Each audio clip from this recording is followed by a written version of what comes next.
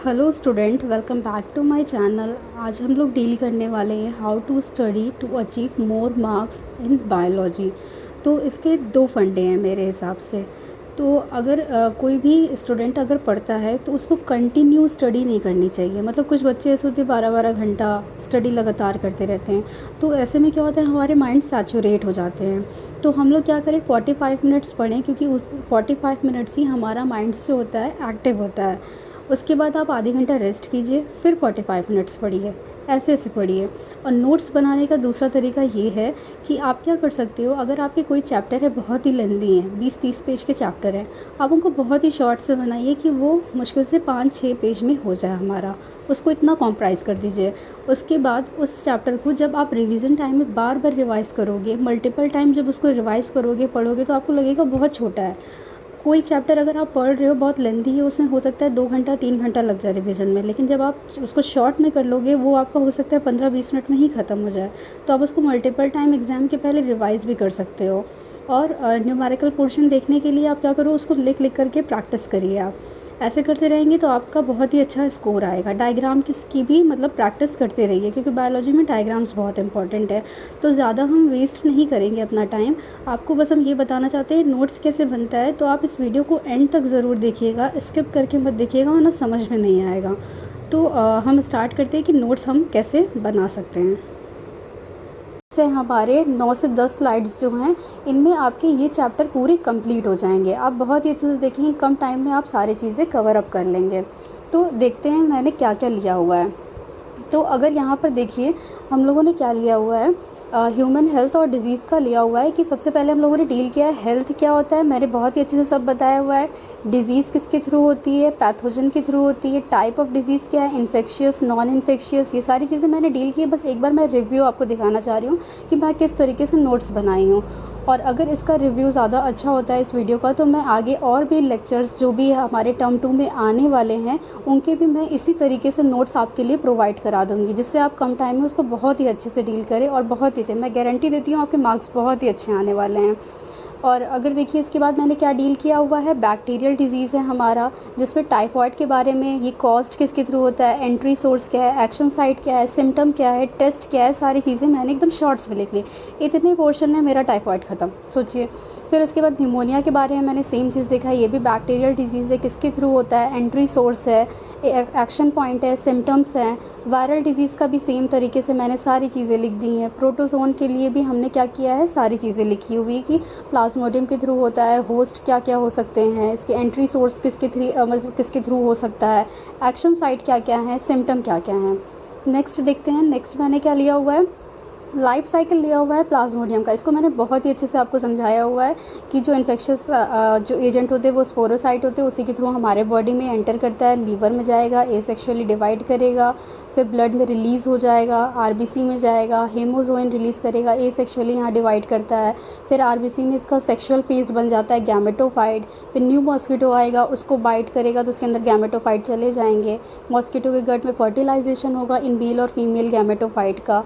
फिर ये क्या करेगा, हमारे मॉस्किटो के सलाइवरी जो ग्लैंड होते हैं उनमें क्या होगा, स्पोरोजॉइड जो होगा रिलीज़ कर देगा इन्फेक्शियस साइट। और फिर जो एक नया इंसेक्ट आएगा, या फिर वो जाकर ये किसी हेल्दी पर्सन को इन्फेक्ट करता है तो उसमें फिर से स्पोरोजॉइड चला जाएगा। तो इस तरीके से साइकिल है। देखिए मैंने किसने शॉर्ट में बता दिया है इसको।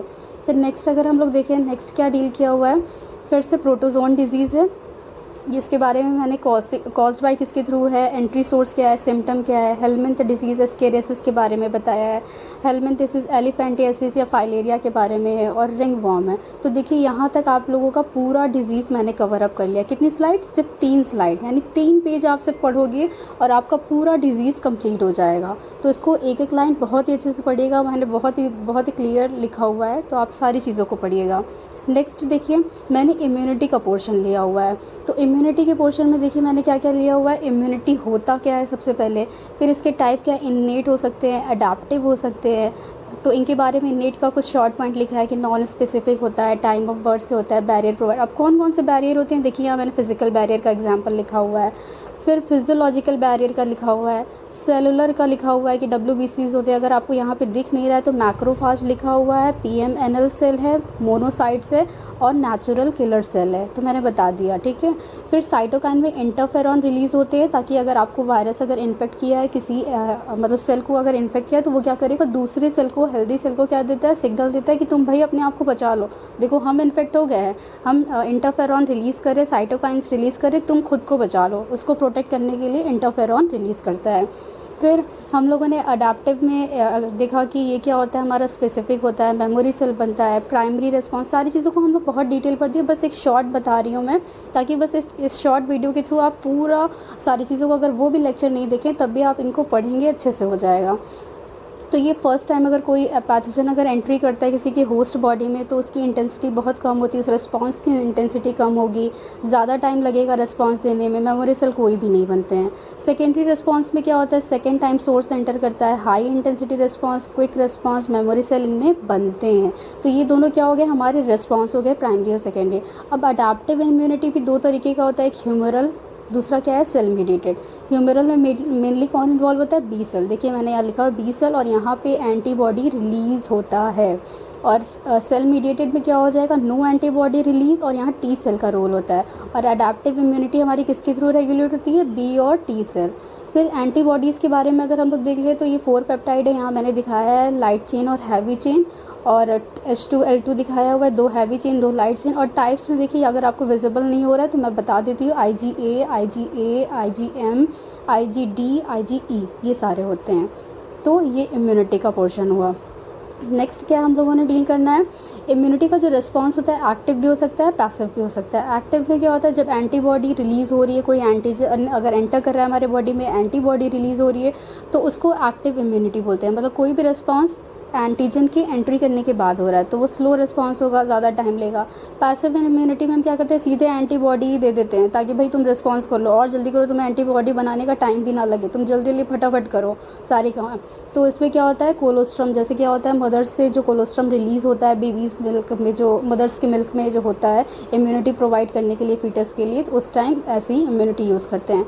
वैक्सीनेशन में हम क्या करते हैं, कोई भी एंटीजन का कोई भी पार्ट लेते हैं उसको वैक्सीन की तरह यूज़ करते हैं, ताकि हमारी बॉडी उससे प्री इम्यूनाइज हो जाए। जब रियल में वो एंटीजन हमारे बॉडी में एंटर करे तो भाई वो तो उसकी बैंड बजाने वाला है, आपको तो पता ही है। तो सेकेंडरी रिस्पांस यहाँ पे क्या हो जाए, ज़्यादा से ज़्यादा इसका रिस्पांस हमको देखने को मिले, और memory cell B cell release हो, मतलब यहाँ पे मेमोरी सेल जो होता है बी सेल रिलीज़ करता है, फॉर्म करता है। एलर्जीज़ में अगर हम लोग देखें तो सारी चीज़ें जो भी रिस्पांस हो रहा है हमारे एनवायरनमेंट में, कोई भी चीज़ प्रेजेंट है, एंटीजन प्रेजेंट है, उसके थ्रू जो रिस्पांस हो रहा है उसमें होता है, जैसे स्नीजिंग, कजिंग, आँख में पानी आ जाना, ये सारी। तो मेजरली इसमें कौन से इम्यूनोग्लोबुलिन का रोल होता है, IgE का होता है। हिस्टामाइन और सेरोटोनिन मसल्स के थ्रू रिलीज़ होते हैं। एलर्जीज़ खत्म। फिर ऑटो इम्यूनिटी देखिए बहुत छोटे में मैंने यहाँ लिखा हुआ है कि जब भी हमारे बॉडी के अंदर क्या होता है, इम्यून सेल है, ठीक है, तो हाँ इम्यून सेल क्या करता है, खुद के सेल और दूसरे नॉन सेल्फ सेल में क्या करता है, डिफ्रेंशिएट करता है। अगर ये प्रॉपर्टी खत्म हो गई जेनेटिक रीज़न की वजह से तो इम्यून सेल खुद के सेल को पहचान ही नहीं पाएगा, क्या करेगा, अपने ही सेल का नुकसान करने लगेगा, भाई अपने ही सेल को मारने लगेगा। एग्जाम रेमेटाइड अर्थराइटिस हो जाएगा। Lymphoid organ, primary lymphoid organ अगर हम लोग जूम करें तो देखिए, थोड़ा जूम नहीं हो पा रहा, तो प्राइमरी में देखिए बोन मैरो हो सकता है, और क्या हो सकता है हमारा, थाइमस हो सकता है। फिर अगर हम लोग देखें सेकेंडरी में spleen, lymph node, tonsil, appendix, ये सारी चीज़ें होते हैं। बी सेल क्या करता है, यहाँ पे बोन मैरो में बी सेल मैच्योर और वो उसका प्रोडक्शन भी होता है। थाइमस में टी सेल का प्रोडक्शन और मैच्योरेशन होता है। और सेकेंडरी लिम्फॉइड में क्या होता है, यहाँ पे जो मैच्योर बी सेल और टी सेल होते हैं, भाई इनकी पहली मुलाकात एंटीजन से कहाँ होती है, सेकेंडरी लिम्फॉइड ऑर्गन में। तो ये पहली बार मुलाकात करते हैं, ठीक है, करने के बाद क्या करेंगे, उस एंटीजन की बैंड बजा देंगे। तो यहाँ पे ये सारी चीज़ें हो रही है। तो बहुत ही शॉर्ट से मैंने देखिए 2 पेज में पूरी इम्यूनिटी का पोर्शन सारा कंप्राइज कर दिया। अब हम लोग क्या देख रहे हैं, एड्स के बारे में। तो एड्स का अगर हम लोग देखें तो ये क्या है, एक्वायर्ड इम्यूनो डेफिशिएंसी सिंड्रोम, ये होता है हमारा। एक मिनट क्यों नहीं चल रहा। तो ये होता है हमारा डेफिशिएंसी सिंड्रोम। ये क्या होता है, कॉन्जेनाइटल डिजीज़ नहीं होता है, इसके बारे में मैंने बताया क्यों, क्योंकि ये बर्थ से अब नॉर्मेलिटीज़ नहीं होती, बर्थ के बाद होती है। ये HIV वायरस, रियो वायरस के थ्रू होता है। ये देखिए एनवेलप होते हैं, अंदर क्या होता है, जेनेटिक मटेरियल होता है। डायग्राम भी मैंने बनाया कैसे कैसे ट्रांसमिशन हो सकते हैं। देखिए सारे स्टेप लिखा हुआ है, वन बाय वन आप देखेंगे पढ़ेंगे अच्छे से समझ में आएगा। सिम्टम दिया हुआ है, अगर आपको लग रहा है कि हाँ इससे नहीं हो पाएगा तो आप जाइए मेरा डिटेल वाला लेक्चर देखिए, उसमें मैंने लाइन बाय लाइन आपको बताया हुआ है, देखिएगा आप ज़रूर देखिएगा उसको। और अगर आपके पास कम टाइम है, अभी तक प्रिपेयर नहीं हुआ है, तो सिर्फ आप इसी से भी क्या कर सकते हैं, अपना कंप्लीट कर सकते हैं। सिम्टम देखिए क्या हो सकता है, टाइम लैग जो होता है अपीयरेंस ऑफ सिम्टम और इन्फेक्शन के बीच में, वो 5 से 10 साल हो सकता है। फिर HIV कैसे वर्क कर रहा है, HIV वायरस हमारे कोई भी अगर इम्यून सेल है, जैसे मैक्रोफाज है, उसके अंदर एंट्री किया, उसका जेनेटिक मटेरियल RNA आ गया, वो क्या होगा, हमारा रिवर्स ट्रांसक्रिप्टेज एक एंजाइम होता है, इसके थ्रू किसमें कन्वर्ट हो जाएगा, cDNA। फिर अपना रेप्लिकेशन करेगा, होस्ट वायरस के अंदर इंटीग्रेट हो जाएगा। इंटीग्रेट करने के बाद देखिए अपनी ख़ानदान बढ़ा लिया, अपनी फैमिली ढेर सारी क्या किया, बढ़ा लिया। फिर जाएगा दूसरे सेल के पास, इम्यून सेल के पास, उसको भी अफेक्ट कर लेगा। जैसे जैसे इम्यून सेल अफेक्टेड होते जाएंगे, हमारी बॉडी में इम्यून सेल्स की डेफिशिएंसी होने लगेगी। जहाँ डेफिशिएंसी हुई तो यही तो नाम है हमारा, इम्यूनो डेफिशिएंसी सिंड्रोम। ठीक है, ऐसे ही थाइमस सेल के साथ भी करता है। तो उसमें क्या हो जाता है, थाइमस सेल में एंट्री कर जाता है और क्या करेगा, टी लिम्फोसाइट के अंदर एंट्री कर जाएगा और क्या करेगा, वहाँ पे भी सेम तरीके से रेप्लिकेशन करेगा। RNA से क्या करेगा, हमारा cDNA बनाएगा, रेप्लिकेशन करेगा, ब्लड में रिलीज़ होगा, टी लिम्फोसाइट के ऊपर अटैक करेगा, जिसकी वजह से टी लिम्फोसाइट डिक्रीज़ हो जाएगा, फीवर, डायरिया, वेट कम, immune deficiency, suffer from infection. ख़त्म एड्स का। अब कुछ पॉइंट्स अगर बचे हुए हैं तो देख लीजिए और क्या बचा हुआ है। डायग्नोसिस अगर हम लोग देखें तो एड्स का डायग्नोस एलाइजा के थ्रू कर सकते हैं। ट्रीटमेंट में एंटी रेट्रोवायरल ड्रग ले सकते हैं। प्रिवेंशन अगर हम लोग देखें तो क्या हो सकता है, इसका कोई भी क्योर नहीं है, better prevention is better than cure है। प्रिवेंट कर सकते हैं इन्फेक्टेड पर्सन से with no sexual contact, no blood transfusion. तो NGO और ये NACO के थ्रू मतलब क्या हमको मतलब क्या क्या पढ़ना पड़ेगा, ये सब सारी चीज़ें आप देख लीजिए। किस लोगों को एजुकेट करना ज़रूरी है। सेफ डिस्पोजल, नीडल, सिरेंज, ये सारी चीज़ें। ड्रग्स का एडिक्शन वगैरह कंट्रोल करो। एडवोकेट सेफ सेक्स है। फिर उसके बाद प्रमोट रेगुलर चेकअप। तो हमारा 2 पेज में एड्स ख़त्म। अब आता है हमारे कैंसर की बारी। कैंसर भी हम लोग अगर देखें तो इनमें क्या होता है, हमारा ट्रांसफॉर्म्ड हो जाता है सेल क्या हो जाता है, नॉर्मल सेल से ट्रांसफॉर्म्ड हो जाता है, चेंज होकर के किस में कन्वर्ट हो जाता है, ऑन्कोजेनिक सेल में कन्वर्ट हो जाता है। फिर इनमें क्या हो जाता है, कोई भी रेगुलेशन नहीं होता है, नो कॉन्टैक्ट इनहिबिशन, कोई भी कॉन्टैक्ट इनहिबिशन नहीं होता है। तो अगर हम लोग जूम करें तो देख लीजिए आप,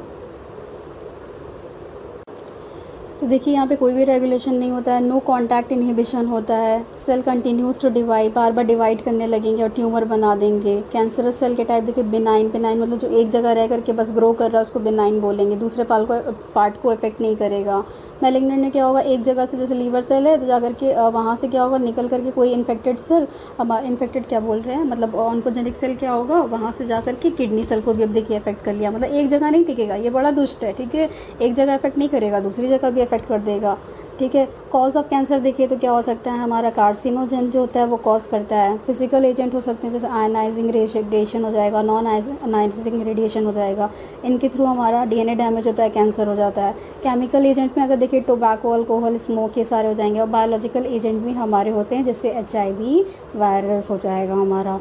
ठीक है, ऑन्कोजेनिक वायरस हो गया, यहाँ पे देखिए दिया हुआ है। फिर प्रोटो ऑन्कोजीन देखेंगे तो ये क्या करता है, कैंसर सेल को एक्टिवेट हो जाएगा। आप कैसे डिटेक्ट करेंगे भाई, डिटेक्ट करने के लिए हमको क्या करना पड़ेगा, अर्ली डिटेक्शन करना पड़ेगा। बाद में अगर डिटेक्ट होता है तो कैंसर में बहुत दिक्कत होने लगती है। और अगर बायोप्सी के थ्रू भी हम क्या कर सकते हैं, डिटेक्ट कर सकते हैं। आप पीस ऑफ टिश्यू को लेंगे, उसको छोटे छोटे टुकड़ों में काटेंगे, क्रॉस सेक्शन करेंगे, माइक्रोस्कोप के अंदर देखेंगे, देखने के बाद देखेंगे सेल का शेप, स्ट्रक्चर क्या क्या है, ये सारी चीज़ें। और अगर ल्यूकीमिया अगर बढ़ गया तो ये भी क्या होता है, सिग्नल होता है कि आपको कैंसर है। ठीक है, टेक्निक क्या हो सकता है, एक्सरे के थ्रू, या फिर क्या हो सकता है CT के थ्रू, MRI के थ्रू। अब कैसे कैसे करता है, एक्सरे में 3D इमेज हमको मिलता है, MRI में मैग्नेटिक फील्ड और नॉन आयनाइजिंग रेडिएशन का यूज़ करते हैं हम लोग। ठीक है, तो ये सारी चीज़ें डिटेक्ट करती है हमारे इंटरनल ऑर्गन को। नेक्स्ट लास्ट स्लाइड अगर हम लोग देखें, एंटीबॉडीज़ भी अगेंस्ट कैंसर लेकर के हम क्या कर सकते हैं, डिटेक्ट कर सकते हैं कैंसर को। ट्रीटमेंट अगर हमको करना है तो ट्रीटमेंट के लिए हम क्या कर सकते हैं, सर्जरी कराओ या तो रेडियोथेरेपी दो, इम्यूनोथेरेपी देना है, केमोथेरेपी है, साइड इफ़ेक्ट दो, हेयर लॉस होने लगता है साइड इफ़ेक्ट में, अनीमिया, खून की कमी होने लगती है।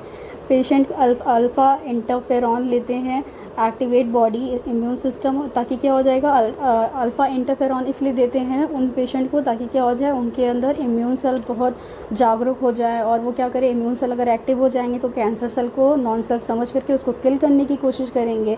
तो आपको बहुत ही अच्छे से ये समझ में आया होगा। अगर आपको मेरे नोट्स अच्छे लगे होंगे तो आप बताइएगा, मैं आपके लिए और भी नोट्स तैयार करूँगी टर्म 2 के लिए।